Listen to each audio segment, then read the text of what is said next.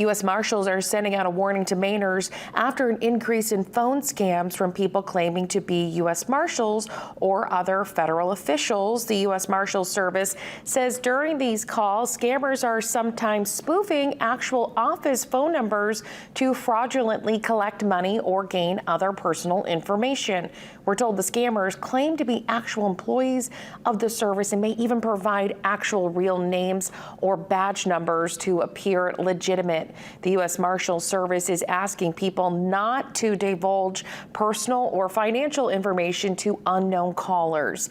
If you receive a call like this, contact the agency in question by calling them directly from a verified official website to authenticate the information. If you believe you are a victim of such a scam, you're asked to report the incident to your local FBI office and to the Federal Trade Commission.